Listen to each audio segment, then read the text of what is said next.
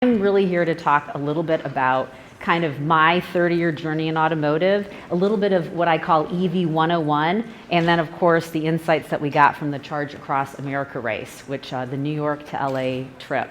So the thing that's interesting is I grew up with three brothers. So we always had car and driver, was a big tomboy, played soccer, co-ed soccer when I was a kid, and I got my bachelor's and master's in mechanical engineering.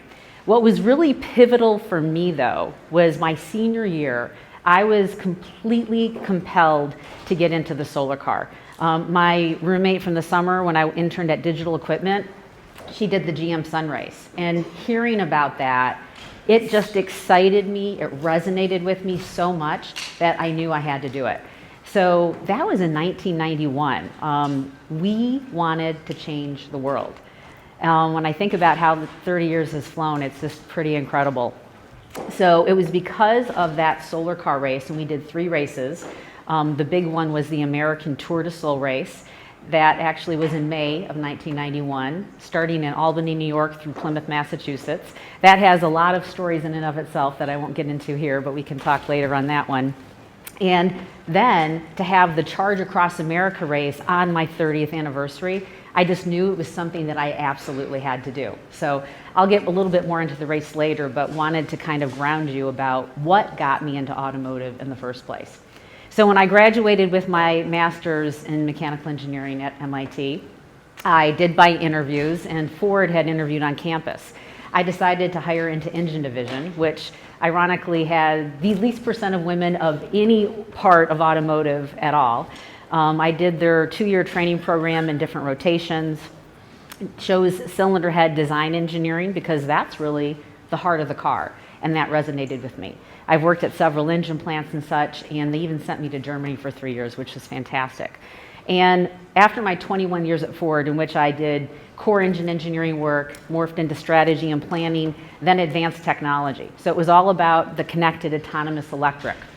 And my last year and a half there, worked on the whole blueprint for mobility, which really opened up a whole new world for me of looking at transportation and how people and goods are going to be moving differently in the future. I got an offer from Chrysler I couldn't refuse, so I spent a few years at Chrysler, and then got this really interesting offer from Ernst & Young to initiate and create their mobility consulting group. And that was so fascinating for me because, working as an engineer at an OEM, this is a very different hat. I had to look at and think about every single sector. So, real estate, healthcare, smart cities, so the government, finance, what are the implications of all this change that's going on? Even paint companies were interested in talking with me because they were looking at smart coatings and coatings for autonomous. So really eye-opening. And like Steve, I spent some time at TrueCar, and right now I'm at Park My Fleet. So what happened is I did the Charge Across America race. That kind of morphed into me becoming the Chief Innovation Officer, working on the whole, what I call energy ecosystem. I'll get into that a little bit later at the end of the deck too, but it's really gleaning the carbon out. So it's not only clean electricity, could be the green hydrogen, alternative fuels that really help get the carbon out and help in this transition. I'm also on 2 public boards. So Velodyne LiDAR, so that's all about autonomous as well as smart cities, as you can look at the movement of people and things in intersections. And Comstock, which is all of these are very synergistic with what I'm doing. So Comstock was a mining company, and now they bought a quantum computing company specializing in materials, which, battery development, there's so many opportunities with that, as well as cellulosic biofuels with low carbon intensity scoring, and battery recyclability with 99.9% lithium, which is what we really need. We need pure lithium. So I really love to see how all of these are so synergistic and come together, because I'm dabbling a lot right now. We always talk about electrification as if this is something new. I like to look at history to kind of give us some guidance and lessons and teach us, and also some maybe unknown facts. I don't know how many of you know, but really the first electric car, 1830. And think about that. The batteries then weren't even rechargeable, right? We are not reinventing the wheel. In the early 1900s, like 90% of New York City taxi cabs were electric. I'm not sure if many of us know that. There was a huge acceleration with electric cars in those early days. 40 miles on a single charge, which is the Columbia Runabout. And what I really loved, because of course I lived in Dearborn, worked at Ford, I thought it was so ironic that Henry Ford bought his wife Clara an electric car, and that was her favorite car. So very interesting. American Morrison electric car. Look at that. Look at what it was capable of. 182 miles on a single charge.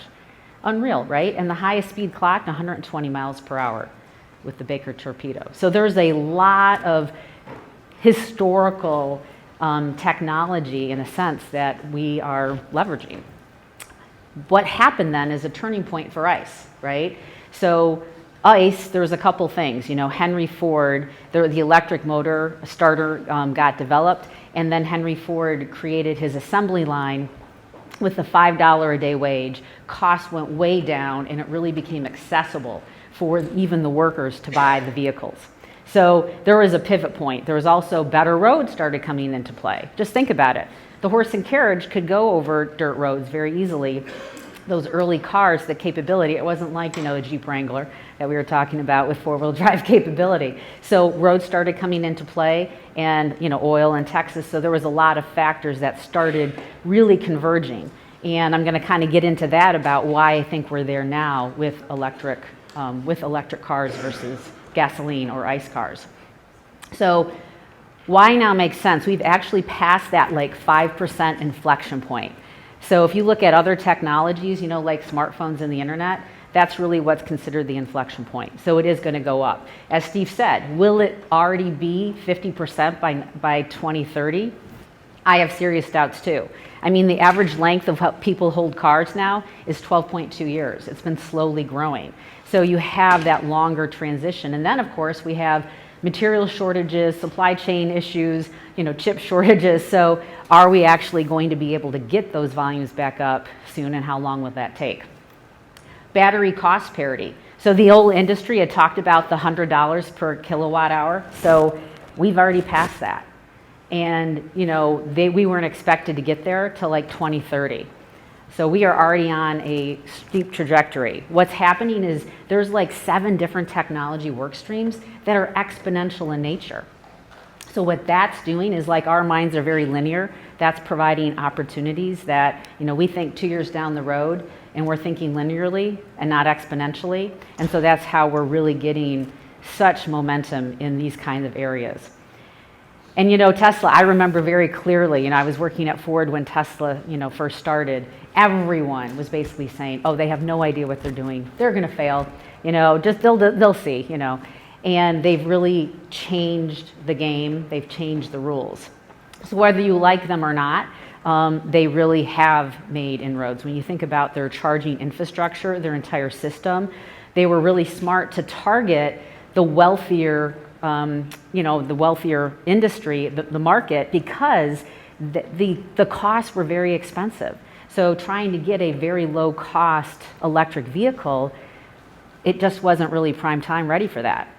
So very smart to do that, very smart to create that ecosystem where the systems are all talking to one another, the charger, the vehicle, a seamless experience for the customer, and just rewriting the rules of the game. They train skill sets, and that's why their valuation is very much different. I mean, they really are viewed as a software company. And as Steve was mentioning, OEMs are struggling to get that talent and struggling to incorporate that into their existing processes because they have a 100-plus-year-old history. So I thought that it might be helpful to talk through some top EV terms. I don't know how many of you are really familiar with electrification and such, and it can be a little daunting. It takes some time. So everyone, I think, knows a horsepower. So 1 kilowatt is 1.34 horsepower. And a kilowatt is the measure of power. And the kilowatt hour is the measure of energy. So I just kind of want to ground people on it because it can be a little confusing, if you're not an engineer and used to these terms. So a kilowatt hour is defined as the time that in hours that the battery can output in kilowatts itself. So I just gave the example that a 60 kilowatt hour battery can do 30 kilowatts for about 2 hours. There's also the charging, right? There's home charging level 1, which is just you plug it in, 120 volts. There's the level 2 charger, which is faster. That can go up to almost 19. And that's really best for, if you go, level 1 is best if you're going less than 30 miles a day, right? And level 2 is if you're traveling more than that. What's interesting though is a lot of people, I've even had someone tell me, I'm only gonna buy an EV when it has a 1,000-mile range. And I'm like, wait, your gasoline car doesn't have that. Why would we pay for all this extra battery and supplies? And what's interesting is that people drive less than 40 miles a day on average. And our car sits 95% of the time unused. So I think we need to shift our headsets about what really is needed and alternative ways for when you take that long trip across country, like we did in the Charge Across America race. So I'll give you some more ideas on that later. Because there's DC fast charging and the home charging. So level 1 and 2 is considered like home charging, slower charging. The DC fast charging, you can have chargers now that go up to 350 kilowatts out there. And we saw that on our race. That's a super fast charge time. But then if you're talking a lot of chargers, think of the megawatts and the grid capacity. So we'll have to look at that. And when you're charging with DC fast charging, your sweet spot time, for those of you who've driven EVs, after 80%, you get a steep cut down on the charge time. So what the teams on the race really learned quickly, because they were on the clock, is, hey, at 80%, I'm done. It's not worth my time to sit here and charge at this slower rate. So there's just some nuances we need to get used to. So I kind of talked about the charging rate, and it's important to match the charging rate with the car. So if you get to a 350 kilowatt charger, and your car is only capable of 150, you're not gaining anything from that fancy charger. And what was interesting is in our race, some of our non-EV drivers in the race, they actually admitted to me after the race that the entire 10 days of the race and those 3,300 miles of driving, they were rushing to that 350 kilowatt charger, and their car could only at max do 150. And they said, we had no idea that we weren't getting any benefit from that faster charger. So it's just human nature, and it's just kind of shifting and understanding the terminology. Then the rate is how fast it can charge, and that's usually expressed in the watt hours per mile. And then last, bidirectional charging. I think you guys have heard some of this with Ford and the truck, and there's a whole term of V to G, so the vehicle to the grid, the vehicle to X. And these are where I think there's some really interesting opportunities with thinking of the grid differently and the energy differently. So having bidirectionality, in my opinion, I think is a must for all manufacturers. It just provides so much more opportunity and flexibility as a system in general. Oops, why is this not going? I've had a lot of questions too about, cost, right? Like, how does it compare? So just taking, one of my friends, Mike Tinsky, did a deep dive study. So if you're looking at, let's say, like an Uber, Lyft kind of driver where you're driving like 50,000 miles like a year, so constantly driving.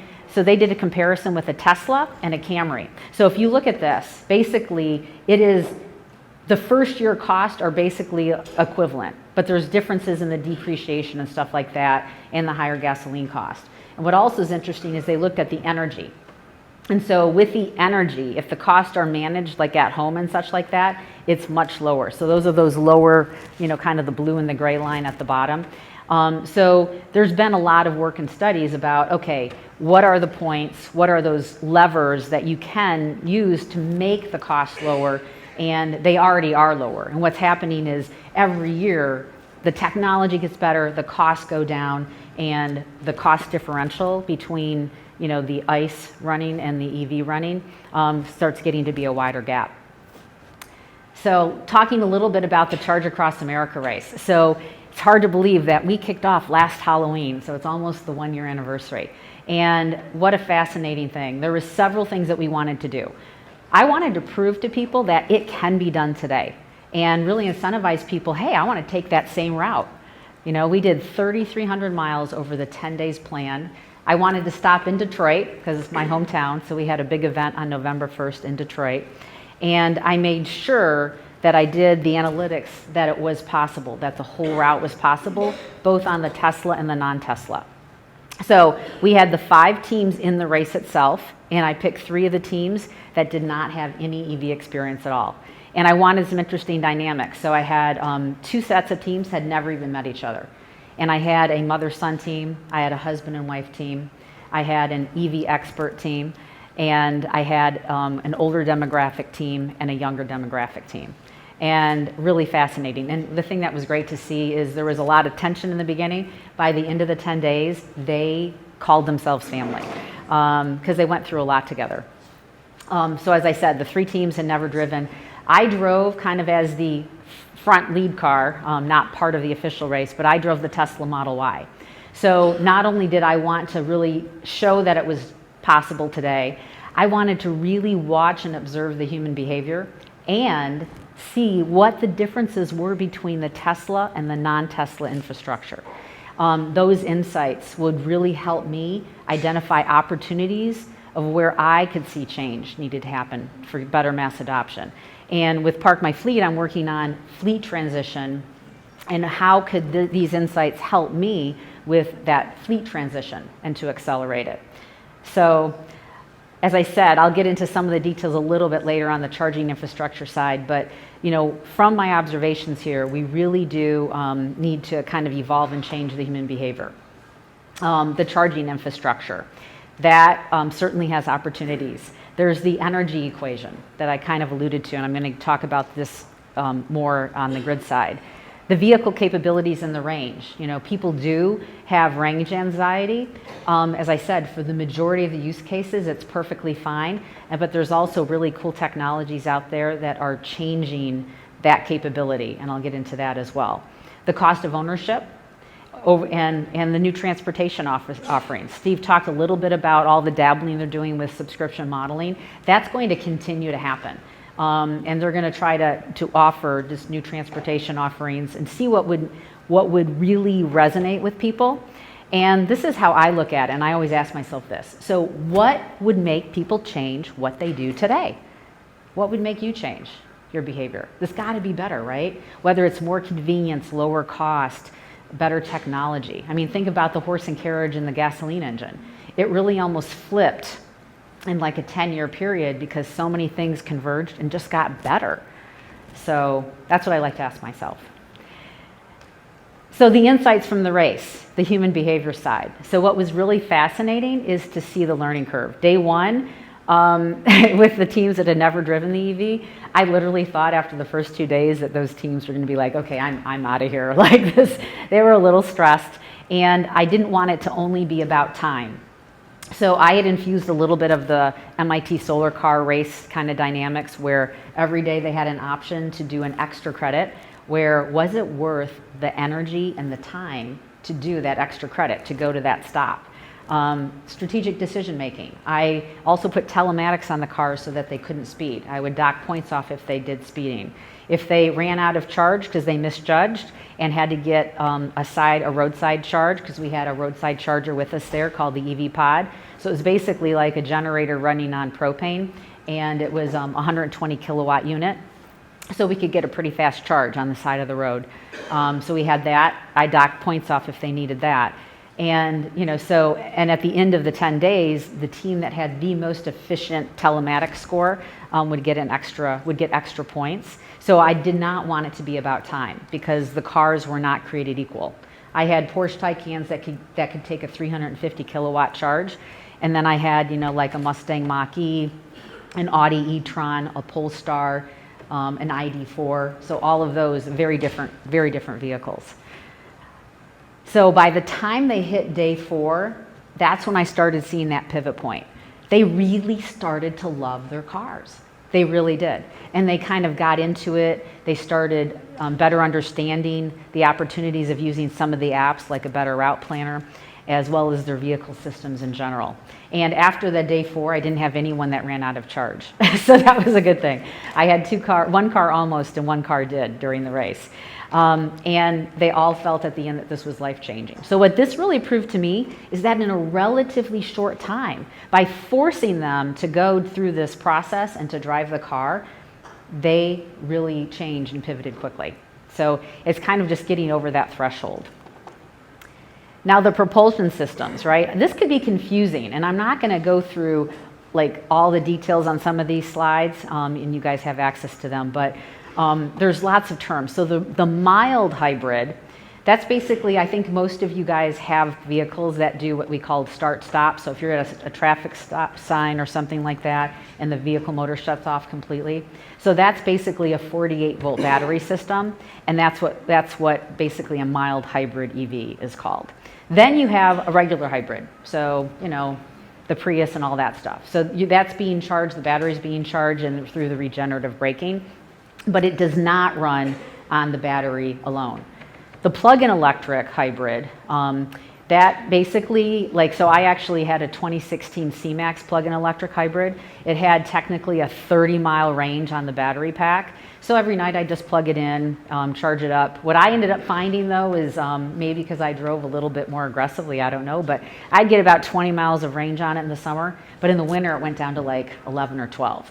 Weather does have an impact. If it's windy, it has an impact on your range. So you have to be aware of that. So with the plug-in electric, so after that 20 or 30 miles of range, then it's just running on the actual vehicle engine. But one thing I noticed is that, so I was getting about overall 63 plus miles per gallon, but I was only having to go to the gas station like once a month. That was really convenient for me, and I like that. Full battery electric, so that's the whole car is being run by the battery, so there's no engine whatsoever. So those are kind of how we characterize the 4 different types of propulsion systems under the EV world. So when you are preparing to sell, like, okay, electric vehicles are sort of a different world. So if you're trying to sell this, you know, we pretty much have a good idea, like, okay, here's a car with 100,000 miles of battery range, right? 100,000 miles of miles on it. For a battery, what does that mean? Right? And there's so many things that go into play with battery health, right? So things to ask yourself about, does it have certified battery status? How much longer is that warranty on the battery? How much performance has it lost? Can you perform analysis on it? What's the connector? I'll have a slide on all the connectors too. It's like, I don't know how we got here, but we did. The brakes, you know, Steve had already talked about, you know, brakes and tires. Those are things that definitely are going to need to be checked a lot more on an EV. So there's different considerations as you look at these vehicles, and especially if you're selling them used. The battery types, this can look daunting, right? Everyone's heard of lithium-ion batteries. There's various types of lithium-ion batteries, right? Then the thing that I find exciting is that there is so much technology going on for different battery designs. Solid state. You know, what's great then is that we are not going to be using only one set of materials. I'm all about diversification, right? That makes everything more robust. I think it's fantastic if we have many, many different battery types. And in fact, I don't know if any of you have heard of a company called One, which is Our Next Energy. So this there in Michigan. They retrofitted a Tesla with their battery system, went 672 miles on a single charge. What they did is brilliant. They found out that, you know, I said most of our trips are under 40 miles. 98% of our trips are less than 150. So the 4 times a year that you're going over 150 miles, what they did is they have 2 battery packs. They have their 150-mile battery pack capability, which has, you know, it's a lot more expensive. It goes through a lot more cycles, so it costs a lot more. Then they have what they call their range extender battery pack for those, on average, 4 times a year for extended. It's a different chemistry, and it allows them to take cost out and the weight out, which to me is a lot smarter way of thinking about this whole thing. So instead of designing an entire like 672 mile battery pack range, that would cost a lot and weigh a lot. This is a much smarter way of using our resources and looking at where the needs are and tailoring it to that. So I think it's a brilliant thing, and we're going to see more of it, especially when you get into solid state, and we're going up to 900 volt systems. What that does is you can get a lot better density, lighter weight in the packs. So as I said, stay tuned on the battery stuff because costs are going to go down, the packaging size is going to go down, and the weight is going to go down. So Very excited. Battery health, I kind of mentioned on the previous slide as consideration. So there's several things that you can do already today. I had a really interesting talk with Recurrent. So I don't know if any of you have heard of it, but think of it as the Carfax for batteries. So they can actually give a battery health assessment. There's going to be a lot more companies out there like that. So there will be tools, and there already are tools now to help navigate this whole new world of EVs as you start trying to sell them, right? And you look at the capacity, there's the gross capacity, and then the net. The net capacity is actually what you can use. So as I said, it's different than internal combustion engines, but it's not necessarily more complicated. It might take a little bit of time to just familiarize yourself with what those differences are. Now, the infrastructure is also interesting. A lot of people might not know the difference between what we mean by level 1 and level 2, and that level 3 is also known as the DC fast charging. So the level 1 and level 2s, level 1 is basically just plugging into your house at the 120 volt. Level 2 is something that you would actually, put in, you could install in your home, and there's level 2s. Those are great for like overnight charges. And level 2s can go up to like 19 kilowatts. So that's actually a pretty decent range at a low cost.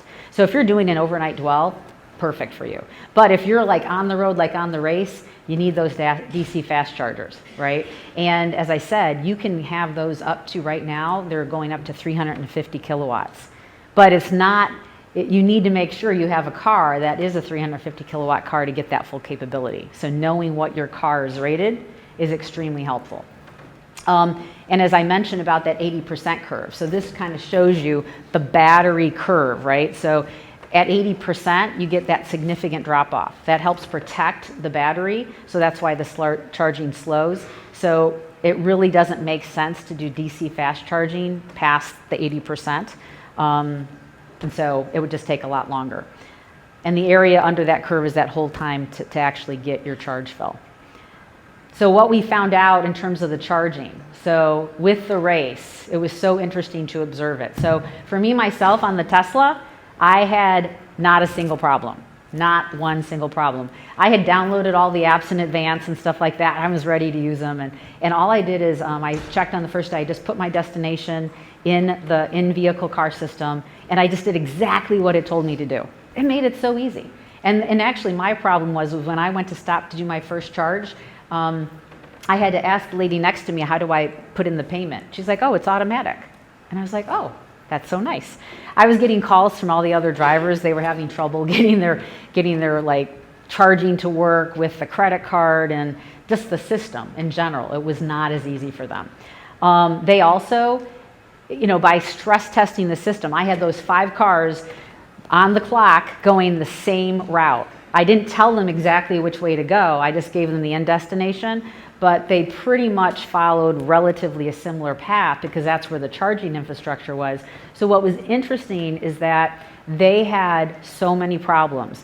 I had one team that in one day had to go to 10 different chargers. So either the chargers weren't working, the connectors were broken, or it said it was 150 kilowatts, but it was only like 25.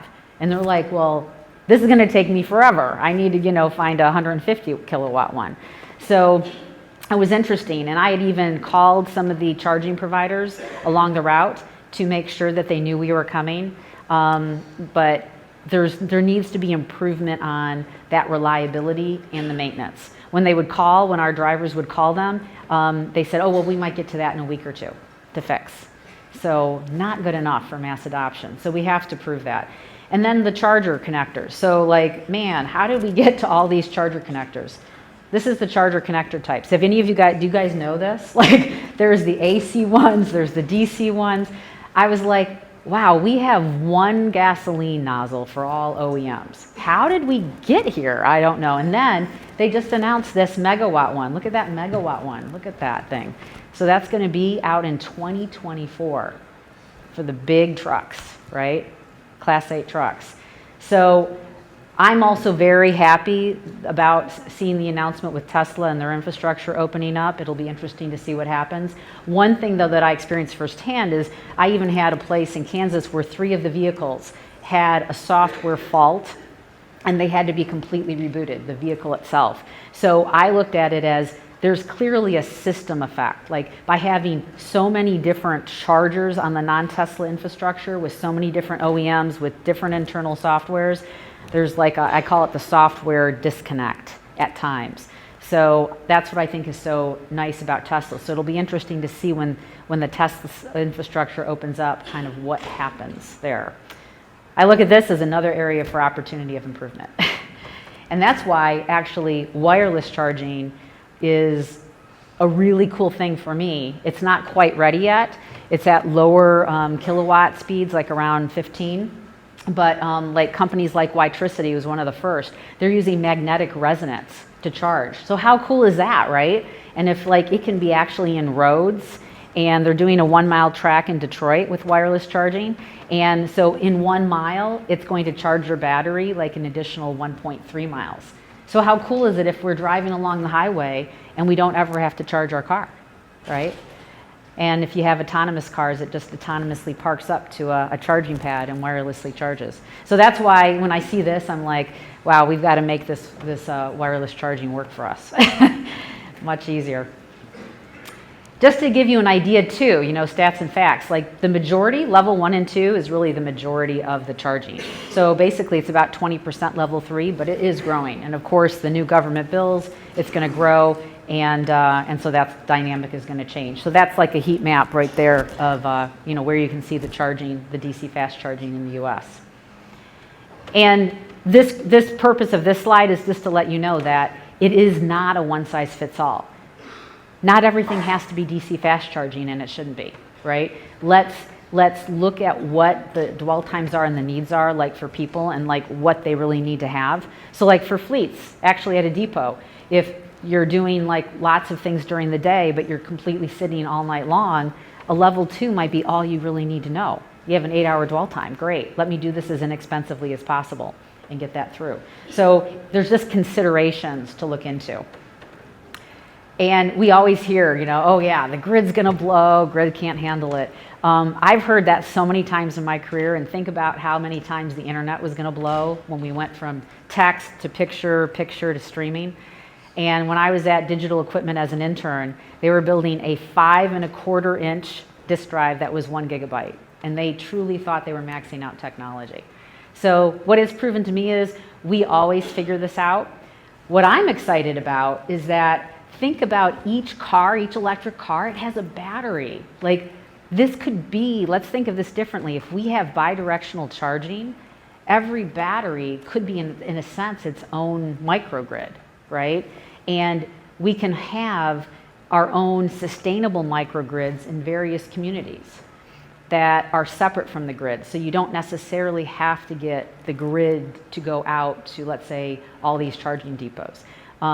So like, and let's say in California, if it's super high demand charges and your car is sitting there, sell back to the grid at a profit.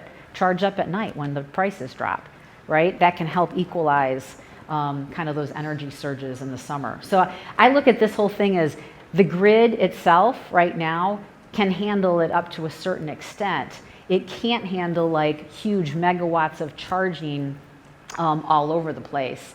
Additional charging and getting that energy out there. So let's think about this differently and more nimbly.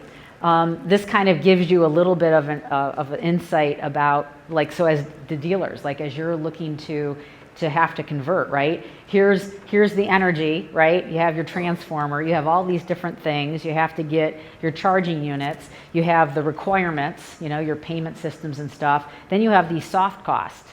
So really, it can be a little bit overwhelming and a pretty hefty investment. So my whole thing is how can we really simplify this? And there's definitely companies and offerings looking to do that.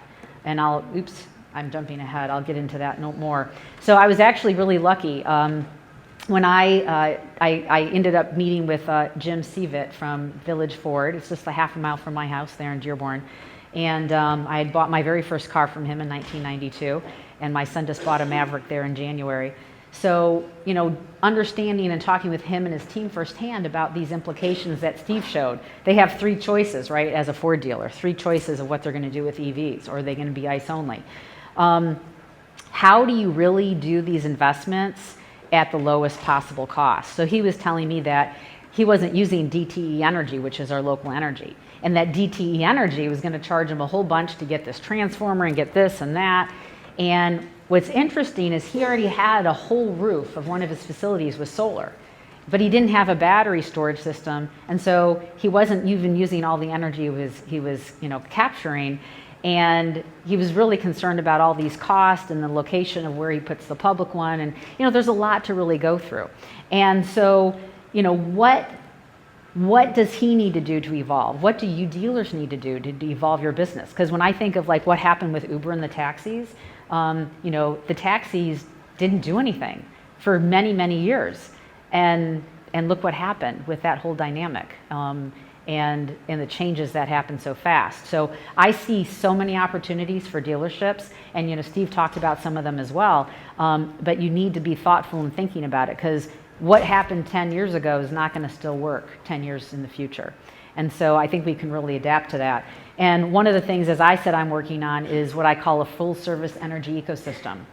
So for fleets, how do we get the fleets converted faster? How do we get even anything, like if you have school buses that are electric, right?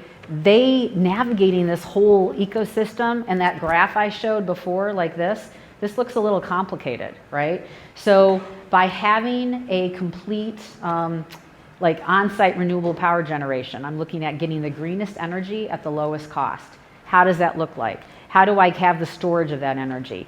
Bidirectional charging capability, so I am working to optimize and sell back to the grid, so fleet owners don't have to even think about it. The software that manages this arbitrage, as well as the software that helps on EV optimized routes based on the weather, the temperature, the driving style, end-to-end services. So, and being energy agnostic. So if someone's telling me, hey, I need CNG, compressed natural gas, or I want 100% biodiesel, helping with whatever fuel source that they want. So for example, if the local police department has 5 EVs or wants an ethanol, 100% ethanol vehicle, and they don't have the facilities to charge or fuel, and they want them to rest somewhere, this is what we can do. So as I was talking with Jim from Village Ford, I was thinking, wow, it would be interesting to kind of talk through opportunities with dealers as they look at converting, because what the model is that I'm looking at is how do I do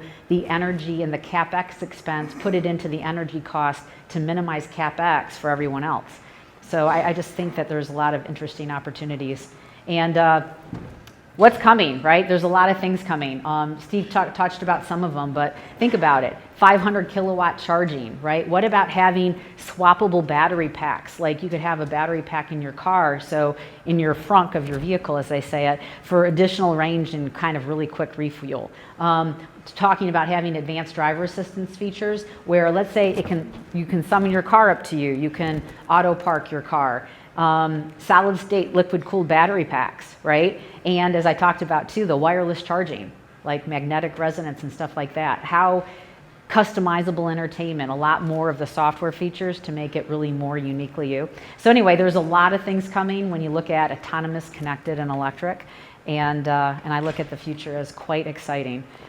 So I look at it as, history, that change is happening quickly, but guess what? Change has happened quickly in the past, and that it really isn't complicated, but it is different. It is different. And as one door closes, another one opens. And I always like to kind of say, what if? So I've always made chocolate chip cookies Toll House since a kid, and I always said, well, what if I cut the sugar in half? And what if I used, whole wheat flour instead of white flour? And so I kind of think that we're at this what if stage. What ifs can really stimulate innovation and promote change, and I think that's where we are today. So I'd like to leave it open for questions. Nicole, are you going to run it? Great. Which is good because we have quite a few. Good. So this first one has gotten quite a few votes, and I'm happy because I am a RAV4 Prime owner and absolutely love mine. But the question is, why is nobody pushing a hybrid model as the real future? You have the benefit of both. Is it not politically correct? Can you think of any other reasons? Yeah, that is a good question. Well, honestly, we have a huge task ahead to get the carbon out. And honestly, the current systems are not enough, really not enough. So that's part of my reason of accelerating fleets, and we need greener energy. So in conjunction with that, that's why I'm also a proponent of renewable microgrids. So we just have a huge task as a world to get it out, and that's why the 100% electric really does need to happen, and it needs to somehow accelerate. But hand in hand with that, the grid needs to become greener in and of itself. And as I said, I really think we need to think of the grid differently and have renewable microgrids that are in all these areas that make us more independent in areas, and it's more robust for breakdowns and short outages and things like that. So that's my opinion, is that we just really need to push this through. There might be some politics in there as well, but there's politics in everything. yeah, there's. What will happen to these batteries when they die and can no longer be used? How will they be disposed of? Yeah, so that is a good question. So that's part of the reason why it's on my life cycle. So there are battery second life use cases. So even though it's not good enough for cars, it could be good for some energy storage. So let's say next to your renewable microgrid, you might have, let's say, a canopy of solar at your dealership and use old batteries to store. Perfectly fine for that, right? And then that's why it's important that all these companies now are coming into play for battery recyclability. So, but it's also important that you get cathode grade lithium out of the recycling that's not contaminated, because if you can't use it again to make a new battery, a new lithium ion battery, then it's really not as helpful. But battery recyclability and that second life use cases, that exist, and we are going to have to do it. We cannot fill landfills. How will states pay for road construction without gas tax revenue? Oh, Start developing alternative methods. yeah, they're going to have to. And that's why you have to think through implications, right? Like, okay, knowing that this is coming, how do you tax, let's say, the energy, or a different way of taxing that pivots to where you're headed, and also transitions to where you're headed. So I don't see any shortage of revenue opportunities that they can start pivoting to make up for that. But yeah, it is something that we have to cognizantly recognize and shift. It is being talked about, by the way. I know people, the DOE and stuff, so yeah. One of the questions is going back to the race. Do you have a time comparison of how many days it would take to do that trip on an ice event? Oh, so the race was a little unfair because it was really a rally. So my winning team, which by the way, go see chargeacrossamerica.com. I put the 45-minute footage that we aired on NBC Sports for free up on the site, and it's so fun and fascinating. And unfortunately, they had to cut so much good footage, but you can get a taste of it. But the winner of the race, he had actually just the week before made the EV record in a Tesla on the Cannonball. So he did it in like 50 hours. I'm forgetting the exact, or maybe it was 48, whatever. So he did it. So clearly, you have to stop to charge, and it takes longer than the gas. But he did it pretty good. Ours was 10 days, 3,300 miles. I specifically, we're targeting 300 to 350 miles a day, and then to stop, and so it was intentional. So my race couldn't really compare with the gas because, but gas honestly is still faster because they still had to spend time to charge. Done that drive. It's about a 5-day drive. Good for you, Nicole. How do you get recharging roads built when we can't even maintain roads that have no technology? I know, right? Man, I live in Michigan. Boy, I hear you. That part does worry me a little bit. And I am always what I call the optimist on it, that we are going to be able to figure it out and figure out more robust designs with roads, especially if we're putting, let's say, this wireless charging in there. We're going to have to, because you're right. Like I see what winter does in Michigan, the winter, and we pour so much salt. I don't know if you guys know this, but Michigan has we're like on a salt bed.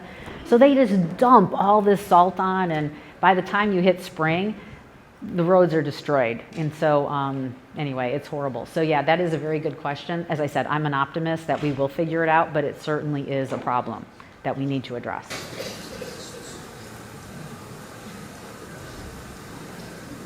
I'm just trying to figure out how to word this one a little bit.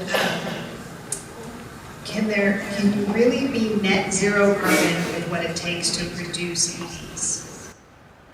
Oh, to produce, probably, yeah, I think I get it. Right, so the actual production of anything, right, uses greenhouse gases. But yes, it is possible to get that down because think about the manufacturing processes. I'm working with this Great Plains Industrial Park thing in Kansas, 7,000 acres. They want to be the greenest industrial park. So they have like all this solar already. They have hydrogen pipelines. They're having like 400 acres set aside for fast-growing willow brush trees that can be harvested twice a year to create biofuels. So think about this industrial park. If the industrial parks and stuff are now in the manufacturing facilities to create EVs and batteries and other things are now on renewable microgrids, it can really start changing the game on that manufacturing. And that's why it's important to have green energy too, right? And green hydrogen. So we need to look at the whole end-to-end, and I like this whole Great Plains Industrial Park thing as hopefully catalyzing more companies to look at sustainable ways of manufacturing. But there's now a lot of articles that I've read that EVs are still better for the environment than ICE engines, like EVs than ICE. So we've come to that point that it is recognized in the, I guess, scientific community that it is better. And hopefully always getting more better, more improvement. So I think a lot more people than just myself were shocked by the historic implications that you did on the electric engines. Right. But one of the questions is, did the government force people to quit using horses and adopt cars? That's a good question. It was definitely more organic. I do have to say. And there is something to be said about, okay, are these incentives and such and forest regulations good or bad? But guess what? We are in a slightly different time now because, as I said, being an engineer and kind of a nerd on stats and facts, we are really we really have to get the carbon out. They're saying by 2050, it's another, 2.4 degrees Celsius. That's not good when you look at the ice caps. We have to get the carbon out fast. So we really do have to incentivize. And what this incentivization does is it can accelerate the technology development as well. So it can go hand in hand. That's what we really need. So we need the technology to be better, the cost to be better. We need, I think, more renewable microgrids, but we have to accelerate it now. That's, in my opinion, the different situation we're in now than we were in the early 1900s. All right, so there are a few more questions, but we are at the time. That's great. So enjoyed it. Thank you guys.